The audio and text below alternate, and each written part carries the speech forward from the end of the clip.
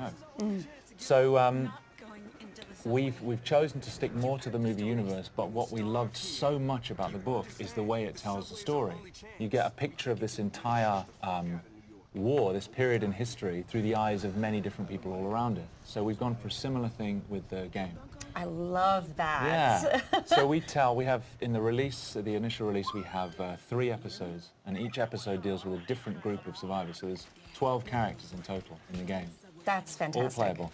And we've got an episode in Moscow, Russia. We've got an episode in Jerusalem, Israel, and an episode in New York City. Oh, it makes me so excited. I have to explain, I'm so excited because, you know, these are very, very pivotal moments in the book that take place in the places you've mentioned. Yeah. So I'm really looking forward to seeing what you've set in those locations. Cool, good.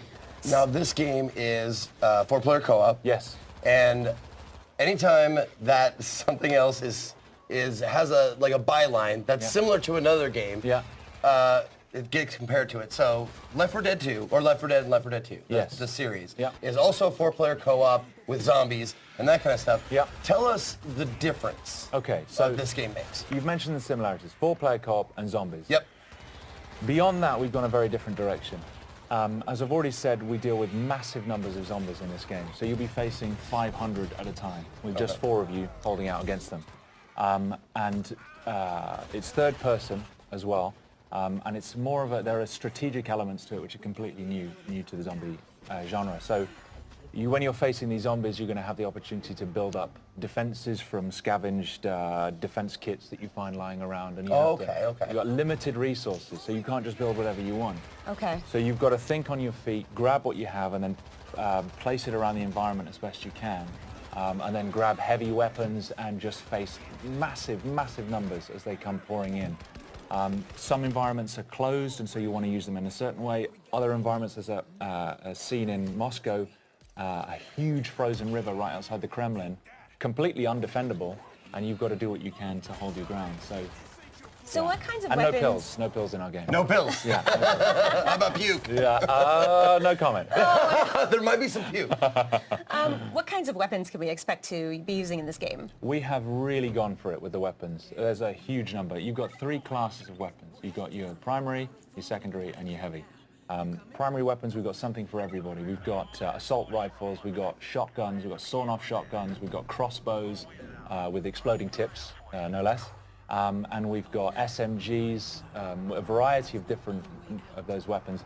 Secondaries, we've got silenced pistols, sawn-off double-barrel shotguns, and then heavy, we've got rapid-fire combat shotguns, RPGs, heavy machine guns. We've gone for as much as we possibly can. You actually, with your cadence, your speech pattern, and your accent, you sound like you could be a nefarious weapons dealer. You opened the trunk and you were just listing off all the stuff you have for sale and stuff. Yeah. Nice work. Have you seen that scene in Taxi Driver where he goes to buy a gun? He's like, "It's a very nice gun. I got this gun here. I got this." That's me now. Nice. All right. I'll be Travis Bickle. Okay. That's scary, but yeah. Okay. Let's do it. All right. So the hordes of zombies in this game, I think it's very, very unique because, like in the movie, they're going to just be constantly running over each other, and that means that they could be piling on top of each other and then running over the pile. So you know, they'd be able to maybe possibly reach you on the 2nd floor, where you think you're perfectly safe. Oh yeah. So I think that's a really interesting thing to bring to this genre, especially. I mean, we're pretty much getting used to fast zombies. You can see right there, they're actually pyramiding up now. Oh my God. And climbing the walls. To me, that is terrifying. If I was playing this game, I don't know. Well, it's great because the guys have put such an enormous amount of work into the physics system that governs those zombies and how they move. And so you're never safe anywhere. There's nowhere to hide. They will climb the walls, they'll climb over buildings. And actually, when we were designing the zombies, we put a lot of thought into the psychology of the zombie. Because, of course, they have no fear. They're not like another enemy where you can break their morale. They're not afraid of their own, they're not afraid of injuring themselves. So if they see you, they will throw themselves from the rooftops. They will climb through burning cars. They'll do anything to get to you, and they won't stop. No, that's one of the awesome things that we're talking about before we got on stage here was the zombie AI and how they work and stuff like that. And I've always liked the idea better of an intelligent or more like a hunter zombie. Also, can we call them Zeeks? We can call them Zeeks. By the way, zombies are sometimes called Zeeks in this game and in the books and the movies and stuff. So let's call them Zeeks from now on. You heard it here.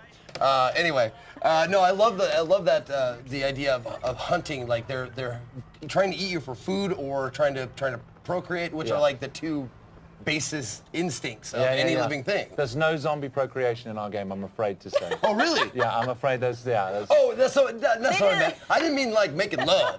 Okay. I meant like biting and turning. Transmission. Okay. That's what I meant. Okay, right. I see. Okay. Get your mind out of the gutter, man. Come on. Like, what can I do? Oh my goodness. No, do they?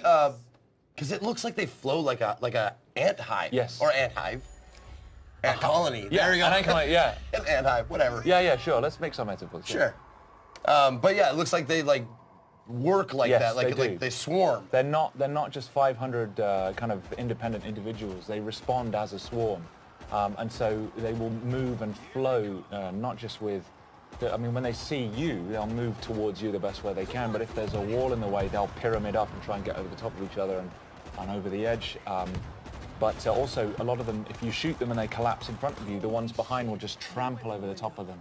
Just to get to you. Exactly, just to get to you. And I can tell you, when you're standing there and the only thing you've got is you've run out of primary ammo and you've just got your silenced pistol and you've got 300 zombies coming towards you, it's pretty damn scary. Yeah. Well, that's going to be me, obviously, because I've never been very accurate. I've always been a spray and pray kind of guy. Yeah. But thankfully, you said there's a myriad of weapon choices, so yes. I can be the heavy guy. Yes, you can. Not just the heavy guy, but there's we've got character development, so you've got progression. As you build up experience, you can develop your character. You specialize in a class. You have a skill tree. You've got weapon progression as well, so you're customizing your weapons and building up on that. So there's just so much room for growth in the game. Can you tell us more about the characters? Are these player created or are these specific characters that you've written? Yeah, so we've written these characters. We've put a lot of thought into their backstories. What I like so much about the book is there's a lot of normal people who survived in the war because of characteristics they already had. We've gone down the same route. So in the New York episode that we're demoing, you've got Arnetta Larkin, who she's a woman. She's doing cable rigging for a power company. And she's just trying to get home to her kids to see if they're still alive. We've got Tashawn Collins, who is a firefighter, was a firefighter. This will be the plague with which the Lord shall strike all men.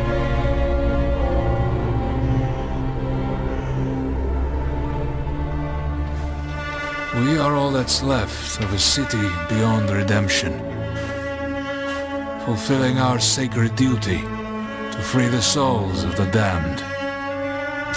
Good to go up here! Mindset. That should hold.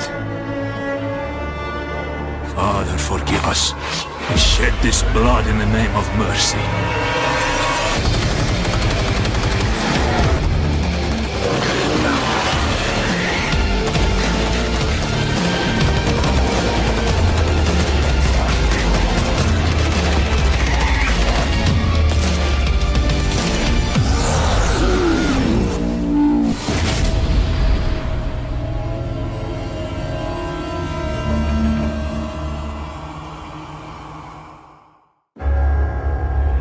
We thought the wall would stop them.